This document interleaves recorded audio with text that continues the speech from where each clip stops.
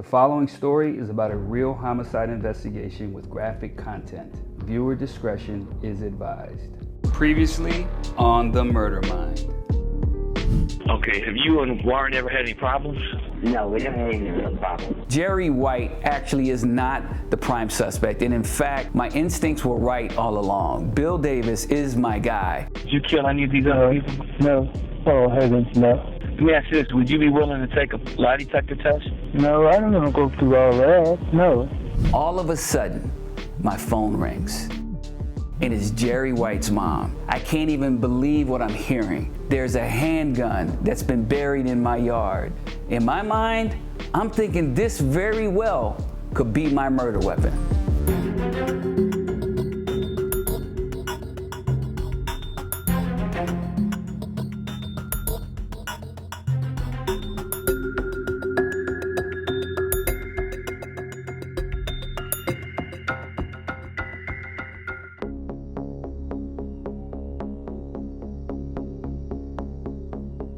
So at this point, I'm racing to the home of Jerry White's mom, the woman who just called me to tell me she found something crazy. I arrive at the house. I meet with this elderly lady, Jerry's mom. She is frantic. She's hyperventilating. She's trying to tell me what's going on. I'm telling her, Miss White, please slow down. I can't understand what you're saying. And finally, what I started to hear her say, she's clearing some debris from some fallen trees. And when she hit something, a little area by a tree with the shovel in the dirt, it hit something hard. So as she started to move the dirt away, she started to see a bag, a plastic bag emerge. And when she opened the bag, she could see something silver sticking out of the end of it. She knew right away what she was looking at was a handgun. So Miss White takes me to the backyard of her home. As we traverse through her yard, we get to an area near a fairly large tree, and the fence line, she points down to a hole. When I look in the hole, I can clearly see a plastic bag with something in it, looks like it's wrapped in cloth, and what I know to be a barrel of a handgun, silver in color. My heart almost stopped. I couldn't believe what I was looking at. And at this point, I gotta consider, Miss White's son was the last person with victim Warren Williams, and now she finds a handgun buried in her backyard. I gotta think, okay, did I get this wrong? Am I looking at Bill Davis when I really should be looking at Miss White's son? Family members give alibis for people all the time. They're protecting them. So although Jerry's mom said he was home all night on the night of the murder of Warren Williams, is Jerry really the killer? Did he bury this gun in his backyard? But then why did his mom, if she's covering for him, call me to turn me on to the murder weapon? None of this is making sense. Right now, my head is spinning. I don't know what to think, but what I know right now is I gotta process this weapon. I've gotta play this by the numbers, photograph, measure, get a crime scene tech out here, and retrieve this weapon and see if this indeed is my murder weapon. I'm looking around and I'm really trying to take everything in. Who could have put this gun here? I still have Bill Davis on my list, and I realize the backyard of Miss White's house, the fence line is literally one fence that separates Bill Davis's front yard and her backyard.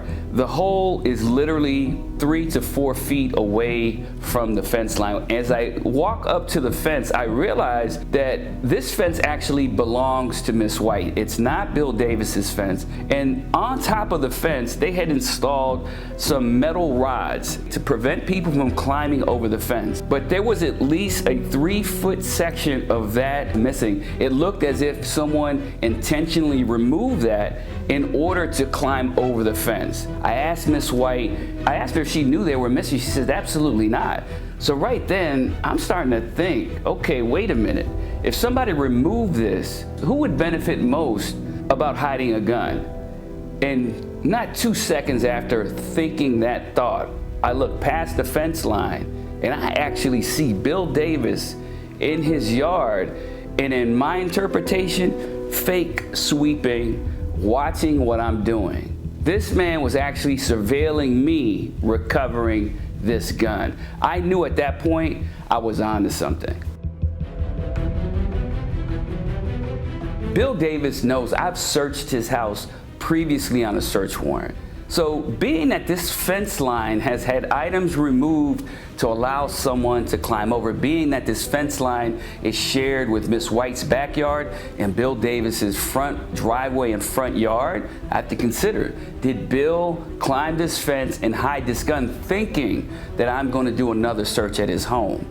But the most important thing is, as I'm out here processing this weapon, Bill sees me and sees my car and comes out of his house and intentionally fakes like he's cleaning up. He swept the same spot for 5 minutes, all the while looking at what I was doing. So being the person that I am, I wanted to shake things up a little. I've been trying to keep Bill Davis on his toes from the beginning. I make it a point to yell over to Bill Davis and say, "Hey Bill, I found your gun." I just wanted to see what his reaction was. He stopped sweeping, looked up at me and said, "That ain't mine," and then went back to sweeping. Again, the cat and mouse game continued. But the most important fact that I have right now is there's a gun in a hole, and I'm hoping this is my murder weapon because it puts me closer to solving this case. As I start to process this weapon with a crime scene tech there, we start to peel back the layers. The first layer is tin foil. And under the tin foil, we learned that it was wrapped in a white jockey t-shirt, and then another layer of tin foil actually wrapped around the gun. Whoever buried this gun did so with such care to preserve or attempt to preserve this gun. If the person was just trying to discard this gun, never to be found again, they simply would have dropped it in the hole by itself. But being that this thing was wrapped up so intricately, it told me that whoever buried it wanted to get it later and use it again. As we continue to process this weapon, one thing any law enforcement officer wants to do when they find a loaded weapon is to unload it and make it safe. As I remove the actual weapon, I can see there was a large .357 revolver with wooden grip handle. So you may be asking yourself, .357? Wait a minute. Both victims, Warren Williams and Dennis McGuire, were killed with .38 caliber bullets. Well, a .357 revolver can fire both .38 caliber and .357 ammunition. So this gun very well can still be my murder weapon. The weapon itself appeared to be rusted, and as I tried to release the cylinder, it was rusted so much that I couldn't do it. So I had to actually send this gun to the crime lab fully loaded with a warning label on it. The crime lab understanding weapons sometimes are rusted and can't be cleared safe. My gut was telling me Bill Davis planted that weapon. All of the evidence was adding up. The fence, the items removed from the fence to allow him to climb over, the proximity to where he lives. I felt I was on the right track. I just couldn't prove that this gun was Bill Davis's. I was hoping for the best. I've got to get this gun to the crime lab. I've got to get this gun tested for DNA and fingerprints. So now it's the next day. I'm at the crime lab and I'm eager to find out exactly what I'm looking at. And as I'm sitting there with the crime scene tech and we're examining this weapon, something glares out at me like a beacon from a lighthouse. As I look down at this silver .357 Magnum, emblazoned on the side, sketched into it, says Fulton County Sheriff's Office. This gun belonged to a law enforcement officer. I was blown away. And I'm thinking, how does a Fulton County Sheriff's deputy's weapon make it all the way to Southwest Atlanta, buried in a hole right next to my prime suspect in a string of murders? So in addition to having Fulton County Sheriff's Office stamped on this weapon, there's also a serial number. So I know I can run this number and find out who this gun was assigned to. I have an actual human I'm going to be able to talk to see how this gun ended up where I found it buried in Miss White's yard. So we're processing this weapon. What I want to do, so we're in the age of DNA. It's 2009. So DNA is very prevalent. We're getting cases all over the place where we're solving them with DNA evidence. If the killer handled this weapon and didn't wipe it down, I very well may have a DNA profile of my killer. So I have the crime scene tech swab the trigger, the cylinder release, and the grip of the gun to see if I can get a profile of the person who was handling the gun. After doing so, we then test this weapon to see if any latent prints are on it. One of the best ways to do so is a process called supergluing. And basically, it's a tank where you put the item in it, in this particular case, the weapon, and the crime scene techs use literally super glue that's heated up that causes fumes to engulf the entire tank and the item in there. If there are any latent prints on there, that glue adheres to those prints and then those prints become visible. So that's exactly what we did. That's the best way at this point. Instead of destroying any potential other evidence, we super glue the bag, we super glue the weapon. So after super gluing the weapon, the crime scene techs inspected the weapon one more time, and unfortunately, they were not able to recover any latent prints. So right now, the weapon now needs to be transferred to the firearms section. I still have a cylinder that's rusted shut. I have bullets in this weapon, and I don't even know if this is my murder weapon. Clearly, this gun could be the murder weapon, but until it's test fired, I really don't know. I get a call a short time later from the firearms examiner who explains to me that she was able to actually get the cylinder open. However, it was bad news. She goes on to tell me that the barrel of the gun was so severely corroded, she wouldn't be able to test fire and give me an accurate assumption on whether the bullet from the test fire matched the murder of Warren Williams or Dennis McGuire. So literally at this point, I'm not even able to tell if this is the murder weapon. It's just too rusted to test fire. I couldn't believe it. I thought I had everything I needed to at least say I'm moving closer in the direction of closing this case. I really thought I had the murder weapon. At this point, I may never know. And so my hope right now is sending the DNA swabs off to the crime lab to be tested and I get a profile. Although the crime lab couldn't tell me this was my murder weapon, they couldn't tell me it wasn't. So right now, this gun is still in play. So I gotta figure out who this gun belongs to. I know it belongs to the Fulton County Sheriff's Department. What deputy? Why is that gun buried in somebody's yard? Well, that deputy has some explaining to do.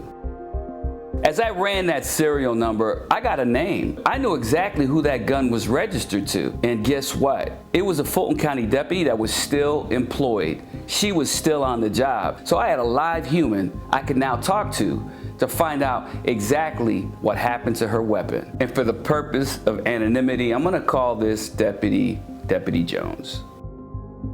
So I finally reached Deputy Jones, explained to her what the situation is. Deputy Jones goes on to tell me that in her career, she's actually had 2 weapons stolen. One in the late 80s from her vehicle and one from a burglary at her home in 2006. And goes on to tell me that the 2006 burglary of her home was actually her revolver. And Deputy Jones reported this gun stolen a year before Dennis McGuire was killed. I want to make sure that I cross all my T's and dot my I's. I want to meet Deputy Jones. I want on tape everything she told me on the phone, and I record the conversation. Today is May 29, 2009. The time is 1:44 p.m. I'm Detective Velazquez, Atlanta Police Homicide. I want to look at her when she's telling me, because look, even law enforcement officers sometimes don't tell all the truth.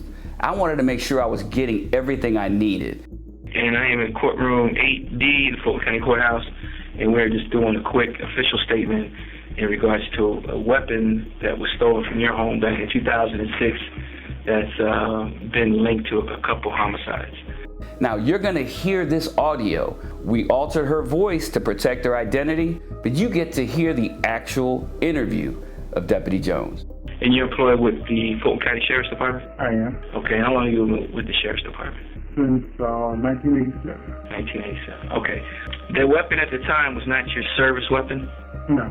This gun is the property of the Fulton County Sheriff's Office, and back in the day when they transitioned from revolvers to semi-automatics, they gave their deputies the options of buying their old weapons and keeping them. Deputy Jones purchased her weapon.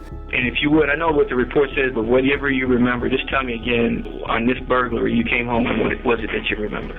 Just like Dennis McGuire's necklace, creating a timeline of when and where the weapon was stolen, My hope was I may be able to take that further and identify another individual who had possession of that weapon and keep tracing it all the way to where it was buried in the yard of Miss White. They said that your sliding glass door was left open. Yes. So Deputy Jones goes on to say that she called the police, the local police arrived, they clear the house, and as she walks into her house, she realizes what's missing. Her weapon is missing, her handcuffs are missing, her uniform is missing, a computer is missing. It was a bona fide burglary. So, and your weapon was in your house?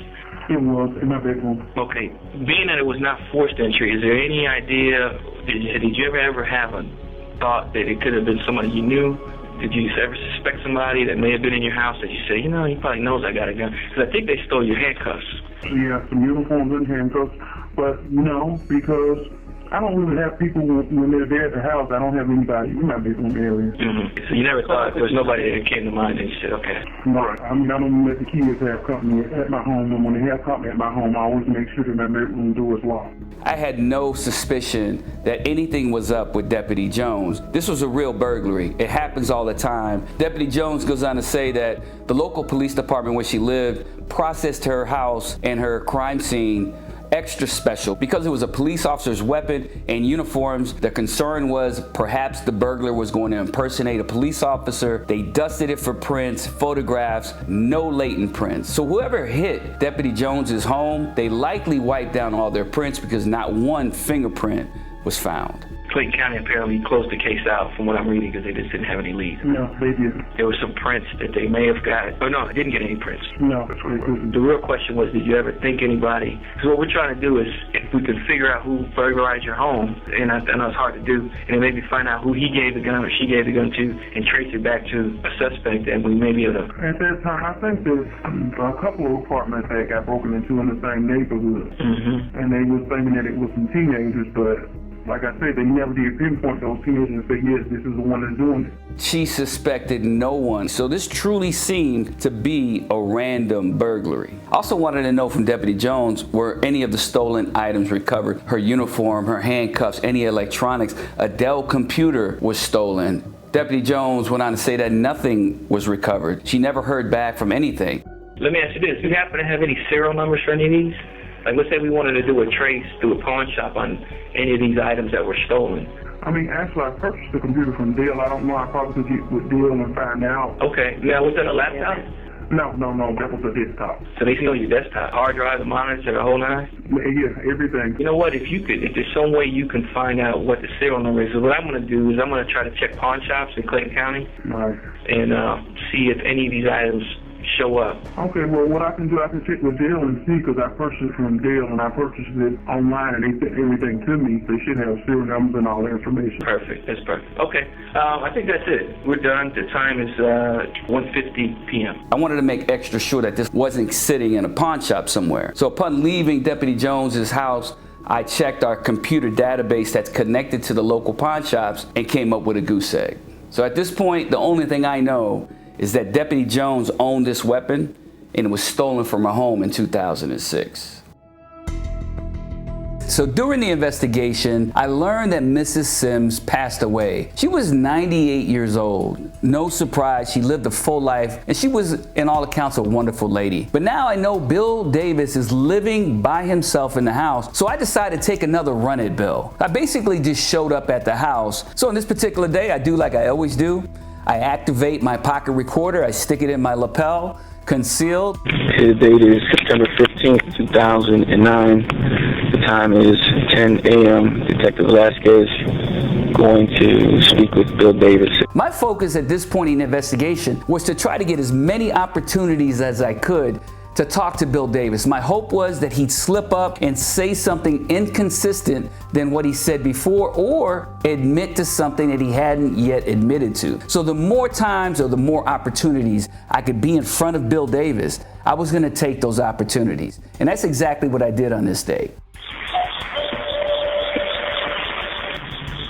Hey, Bill. Hey, how are you? How long have you been out here? I just rang the doorbell. Huh? I just got here. Oh, okay. I couldn't hear. Oh, no, I just rang the doorbell. Just walked up. How you been? Cooking some, getting ready to cook some collard. Smells good. Clearly, it's the kitchen, and I can see that he's cooking, and he invites me in. I am hyper aware at this point. I'm by myself. I'm in his kitchen. I'm in his environment. He presumably is a serial killer, and I'm solo.